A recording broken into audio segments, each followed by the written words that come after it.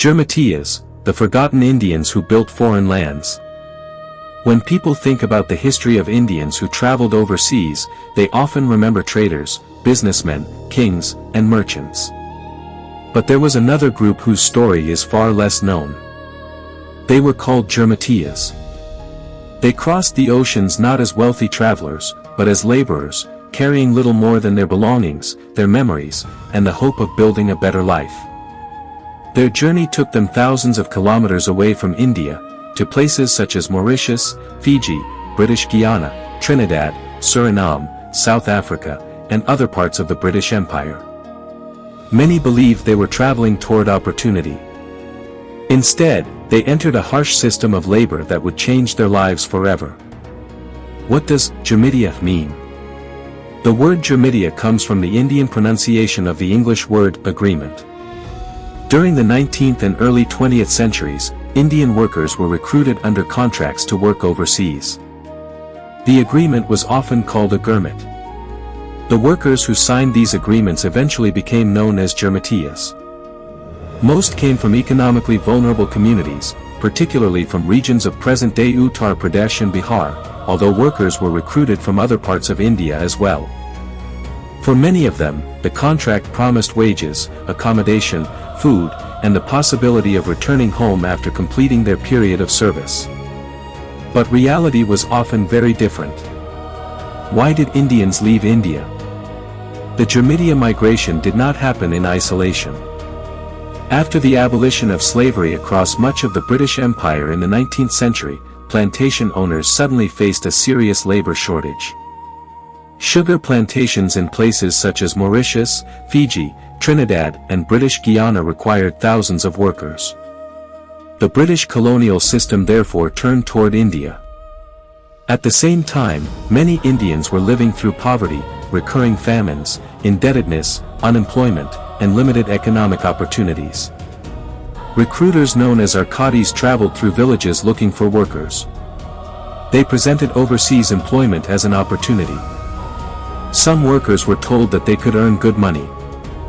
Some were promised land. Others were simply desperate enough to believe that leaving India was their only chance. And so, thousands began signing the Girmit. The journey across the Kalapani.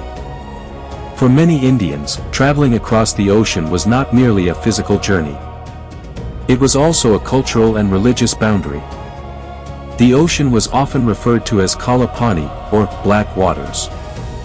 Crossing it could mean separation from family, village, language, customs, and everything familiar. Yet thousands boarded ships. They traveled for weeks across the Indian Ocean and beyond. Conditions aboard many immigrant ships were difficult. Crowded quarters, disease, poor sanitation, inadequate food, and the psychological strain of being separated from home made the voyage extremely dangerous. Some passengers never reached their destination. Those who survived eventually saw a completely unfamiliar world. Life on the plantations. When the ships arrived, the Girmitiyas were taken to plantations. There they worked primarily in the cultivation and processing of crops such as sugarcane. The work was physically exhausting. Workers could spend long hours cutting cane under intense tropical heat. The contractual system gave plantation authorities considerable power over their laborers. Although Girmitiyas were technically not slaves, their freedom was heavily restricted during the contract period. Failure to work, absence from the plantation, or other violations could result in punishment or legal consequences. The distinction between slavery and indentured labor was therefore deeply complicated. The system had been presented as free labor under contract, but for many workers, the experience could feel coercive and oppressive. The women of the Girmitiya world. The story becomes even more complicated when women are included. Women traveled as indentured workers too. Some came with husbands or relatives. Others traveled alone. They worked in plantations and domestic environments while facing additional vulnerabilities. They could be exposed to exploitation, violence, and social insecurity. Yet these women were not merely victims of history. They became mothers, farmers, workers, community leaders, and custodians of culture. They helped preserve Indian languages, songs, food traditions, religious practices and family customs in countries thousands of kilometers from India. A new India beyond India. Something remarkable happened among the Girmitiyas. They began creating communities. They built temples. They established mosques. They celebrated festivals such as Diwali, Holi and Ram Navami. They maintained traditions from different parts of India. But they also adapted. Bhojpuri, Awadhi, Hindi, Tamil, Telugu and other Indian languages interacted with African, Caribbean, Pacific and European cultures.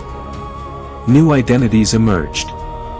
The descendants of these communities would eventually become an important part of the social and political history of their countries. Mauritius. Mauritius became one of the most significant destinations for Indian indentured workers. Large numbers of Indians were brought there to work on sugar plantations. Over generations, the Indian population became a major part of Mauritian society. Today, Indian cultural traditions remain deeply embedded in Mauritius.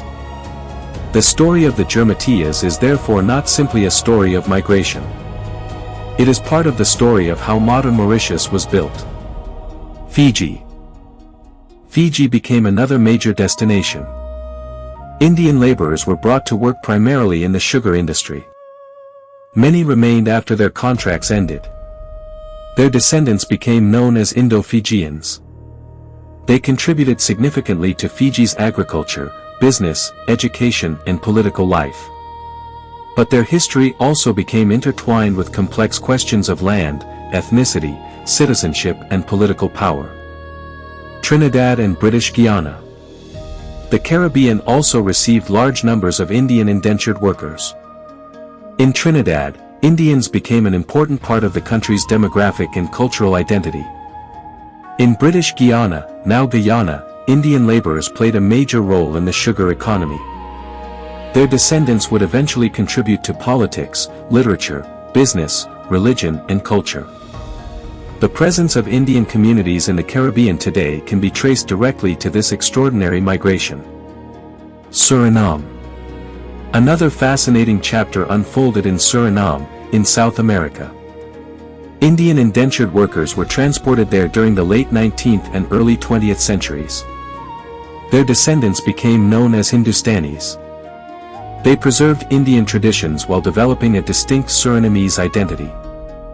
Languages, cuisine, music, religion and family customs from India survived, but they were transformed by the new environment.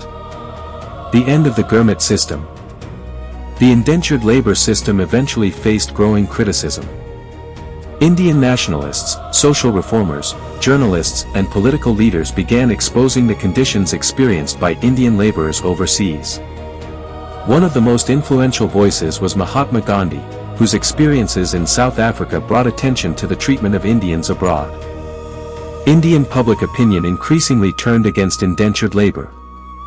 Under mounting political pressure, the system was eventually abolished.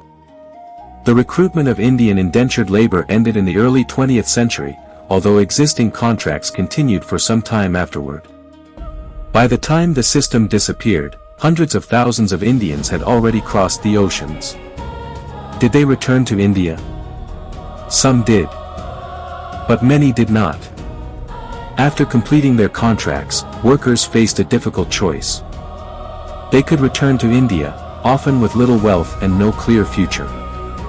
Or they could remain in the country where they had spent years working. Many chose to stay. They bought or leased land. They started businesses. They formed families. They built communities. Their children and grandchildren were born in their new countries.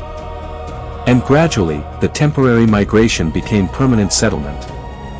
From laborers to nation builders. Perhaps the most remarkable part of the Girmitiyas story is what happened after the contracts ended. The people who had once been brought to plantations as cheap labor gradually became teachers, lawyers, doctors, farmers, entrepreneurs, writers and politicians. Their descendants would rise to the highest positions in their countries. The Girmitiyas experience therefore became more than a history of exploitation. It became a story of survival, adaptation, and transformation. The cultural legacy. The legacy of the Girmitiyas can still be seen today. Indian food is part of the national cuisine of several former plantation colonies. Indian festivals are celebrated publicly.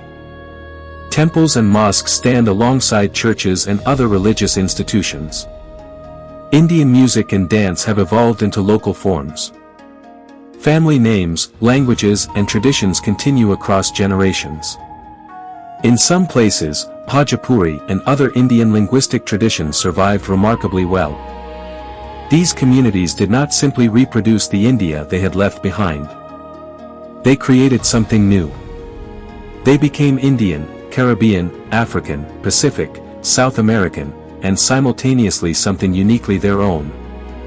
A forgotten chapter of Indian history. The Girmitiyas story is sometimes described as a forgotten chapter of Indian history.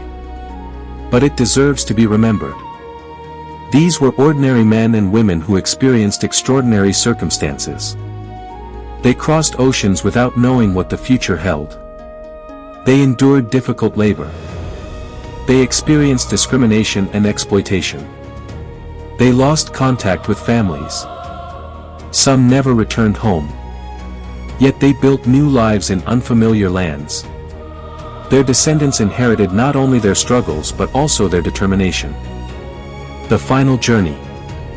More than a century later, the descendants of Girmitiyas can be found across the world. Their ancestors may have left Indian villages with almost nothing. But they carried something that could not easily be taken away. Language, memory, faith, food, music, family, and identity. The ships that carried them across the Kala Pani were supposed to transport labor. Instead, they transported an entire culture across oceans. And that is why the history of the Girmitiyas is not merely a story about migration. It is a story about how ordinary people, pushed by poverty and colonial circumstances, crossed the world's oceans, and helped create entirely new societies. Their names may not appear in every history textbook. Their photographs may not hang in every museum. But their descendants are living proof that the Girmitiyas did not disappear. They became part of the nations they helped build. And their story remains one of the most extraordinary chapters in the global history of the Indian diaspora.